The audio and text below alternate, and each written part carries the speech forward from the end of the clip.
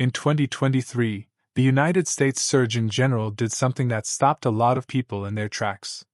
He officially declared loneliness a public health epidemic in America. Not a trend. Not a phase. An epidemic. Nearly half of adults in the United States say they feel lonely. 1 in 2. And here's the part that hits harder. Chronic loneliness doesn't just hurt emotionally. It increases the risk of heart disease, stroke, depression, even early death. So yeah, America is lonelier than ever. But here's the twist no one's talking about. Some of you? You're not lonely. You walked away on purpose. You saw their name pop up on your phone. And instead of answering like you always did, you said, "Not today." And then eventually, "Not anymore." And instead of feeling broken, you felt peace. One body, the shift. You weren't always like this. There was a time when you were the reliable one.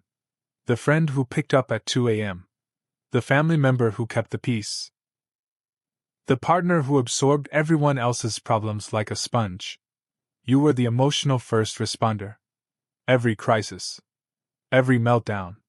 Every, "I don't know who else to call." And you answered. Every single time.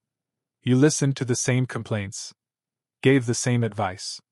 Watched them ignore it. Watched the cycle repeat. Until one day, something shifted. You didn't pick up. And the world didn't fall apart. It just got quieter. That moment? That wasn't cold. That wasn't cruel.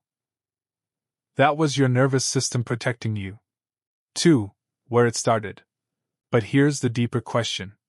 When did your nervous system learn that people could be a threat? For a lot of us, it started early. Maybe you grew up reading The Room before you could read books. You could sense tension before anyone spoke. You learned that someone's mood could change the entire atmosphere of your home. Psychiatrist Murray Bowen called this emotional cutoff. When closeness feels unpredictable. When love comes with volatility. A child adapts. You learn to self-soothe. To withdraw. To survive quietly. And now as an adult, when someone gets too close, that old blueprint activates. It's not a flaw. It's survival code. 3. Walls versus boundaries. But here's where it gets real. Not all cutting off is healthy. The CDC reports that long-term social isolation increases heart disease risk by 29% and stroke by 32%. So isolation isn't harmless. But here's what they don't emphasize enough. Being surrounded by the wrong people can damage you too. So how do you tell the difference? Walls block everyone. Boundaries are selective. Walls are built from fear. Boundaries are built from awareness. If you cut someone off and felt chaos, that's avoidance. If you cut someone off and felt relief, that's information. If you felt peace, that's protection. 4. Your pattern recognition isn't random. Here's something fascinating. You don't cut people off randomly. You cut them off after patterns repeat. That friend who only calls when they need something? You notice by month 2. That family member whose compliments come with conditions? You clocked it years ago. That person who love bombs you and disappears? You saw the cycle before it completed. Research in Nature Neuroscience shows early emotional stress can heighten threat detection in the brain. Translation? You got really good at reading people. You're not paranoid. You're perceptive.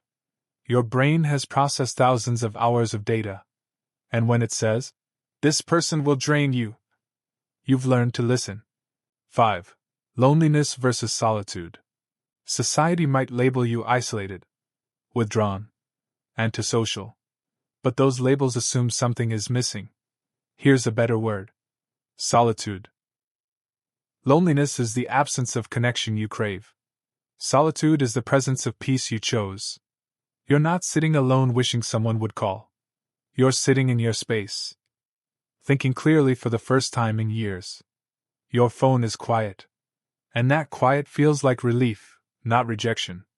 You're not running away from people. You're running toward peace. 6. Where you go from here. And here's the balance. Protection is powerful. Just make sure your peace isn't built entirely on fear. The Harvard study of adult development, 75 years of research, found one core truth. It's not about how many people you have. It's about the quality of the ones you let close. So if your circle is small, but it's safe, if it's calm, if it's reciprocal, you're not failing socially. You're evolving emotionally. So if you've been wondering whether something is wrong with you, hear this clearly. You are not broken. You are not cold. You are selective. You learn the hard way that not everyone deserves access to your energy. And instead of becoming bitter, you became boundaried. That's strength. If this felt like something you needed to hear, drop a comment.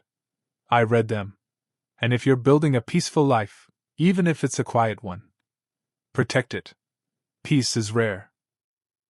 And not everyone gets access to yours.